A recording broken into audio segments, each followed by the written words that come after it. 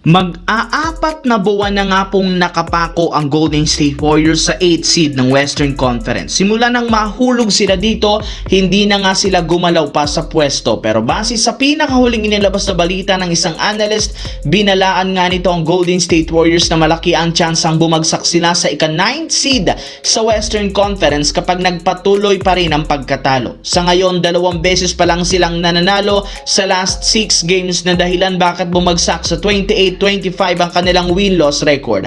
Mahirap pa dyan, simula sa pagkakaroon ng malaking kalamangan mula sa mga teams na nasa ibaba ng standings, bumaba na lamang sa 2.5 games ang pagitan ng 9th seed na Clippers na nagkaroon ng sunod-sunod na panalo. Kaya kapag naipatalo pa ng Golden State ang last 2 games bago ang All-Star Weekend laban sa Memphis Grizzlies sa San Antonio Spurs at nanalo rin naman ang Clippers laban sa Houston Rockets, posibleng mangyari ang kinakatakutan ng mga Golden State Warriors fans na bumagsak sila sa pang-siyam na pwesto.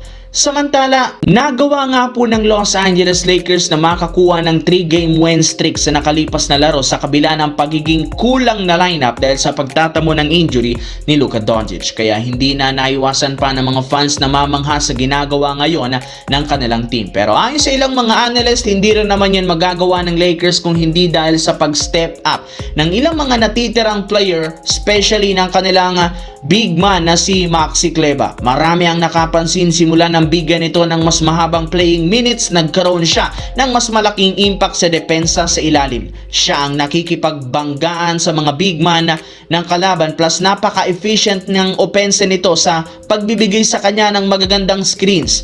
Nakakuha rin naman ito ng mga solidong rebound at merong mga tira sa 3-point line na kayang sumalaksak clean sa ilalim ng basket. Kaya naihalin tulad nga ng mga fans si Maxi Kleber sa dating teammate ni LeBron James sa Cavaliers na si Kevin Love, gayong hindi nga nagkakalayo ngayon ang kanilang galaw at impact sa loob ng court. Big man na may tira sa 3-point shot, syempre napakaganda niyan.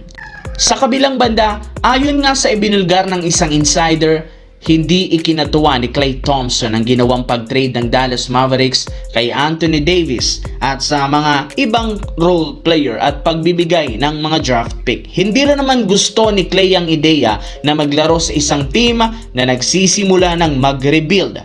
Simula nang sumali siya sa Dallas Mavericks dahil kay Luka Doncic ay para mag-compete sa kampiyonato at sa playoffs at lalo sa postseason, hindi mag-mentor o magbigay advice sa mga batang player. And since hindi nagkakasundo si Klay Thompson at ang Dallas, maaari nga pong i-buy out na lamang at makapagdesisyon silang tanggalin ang kontrata nito.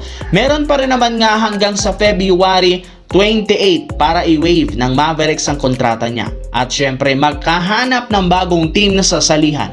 Ayon pa sa isang insider, kapag nangyari yan, gusto nga nitong lumipat at maglaro para sa isang contender para makapasok sa playoffs, either Los Angeles Lakers o Golden State Warriors. As of now, hindi pa malinaw kung aalis siya sa Dallas o hindi.